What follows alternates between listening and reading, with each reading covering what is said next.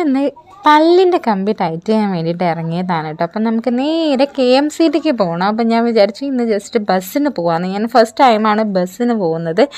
അങ്ങനെ ഞാൻ ഓട്ടോ ഒന്നും കിട്ടിയിട്ടില്ല. അപ്പം ഞാൻ കുറച്ചങ്ങോട്ട് നടക്കാമെന്ന് വിചാരിച്ചു. അങ്ങനെ ഇതാണ് കേട്ടോ ഞങ്ങളുടെ നിയർ ബൈ സ്കൂൾ. ഇതിൻ്റെ തൊട്ടടുത്തായിട്ടാണ് നമ്മുടെ വീട് വരുന്നത്. അങ്ങനെ ഞാൻ കുറച്ചങ്ങോട്ട് നടന്നു. റോഡിലേക്ക് എത്തിയ സമയത്താണ്, അതായത് മെയിൻ റോഡിൻ്റെ ഒക്കെ എത്താനായപ്പോഴാണ് എനിക്കൊരു ഓട്ടോ കിട്ടിയിട്ടുണ്ടായിരുന്നത്.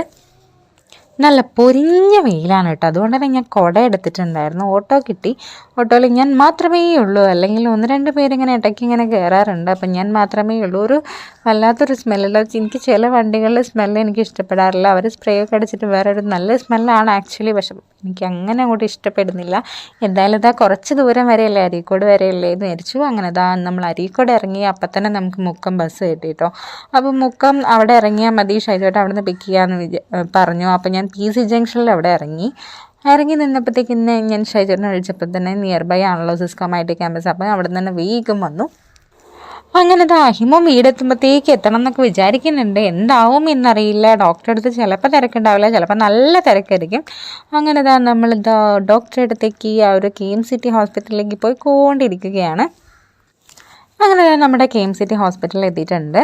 ഇനിയിപ്പം നമുക്ക് പോകേണ്ടത് 5th ഫ്ലോറിലേക്കാണ്. അപ്പം അങ്ങനെ നമ്മൾ 5th ഫ്ലോർ എത്തി. അപ്പോൾ കുറച്ച് ആൾക്കാരൊക്കെ ഉണ്ടായിരുന്നു. പിന്നെ അധികം കുറച്ച് നേരം നമ്മളവിടെ വെയിറ്റ് ചെയ്യേണ്ടി വന്നു. എന്തെന്ന് വെച്ച് കഴിഞ്ഞാൽ പുതിയതായിട്ട് കമ്പി ഇടേണ്ടവരായിരുന്നു ആദ്യം ഫസ്റ്റൊക്കെ വന്നിട്ടുണ്ടായിരുന്നു. അതായത് നമ്മളെക്കാളും കുറച്ച് മുന്നേ വന്നിട്ടുണ്ടായിരുന്നു. അപ്പോൾ അവർക്ക് ഇടുന്ന സമയത്ത് കുറച്ച് ടൈം എടുക്കും. പല്ലിൻ്റെ കമ്പി ടൈറ്റ് ചെയ്യാൻ വരുന്നവർക്കാണെങ്കിൽ പെട്ടെന്ന് കഴിയും. പല്ലിൻ്റെ കമ്പി ടൈറ്റ് ചെയ്ത് കഴിഞ്ഞാലുള്ള ഒരാഴ്ച ഉണ്ടല്ലോ, അതെയോ വല്ലാത്തൊരു പെയിനാണ്. ആ ഒരാഴ്ച നീണ്ടു നിൽക്കുന്നൊരു പെയിനാണ്. അപ്പം നമ്മുടെ ഈ ഒരു ഏരിയ അറിയില്ലേ, നമ്മളൊക്കെ കാഞ്ചനയുടെയും മൊയ്തീൻ്റെയും ഇരവഴിഞ്ഞിപ്പുഴയാണ് ഈ കാണുന്നത്.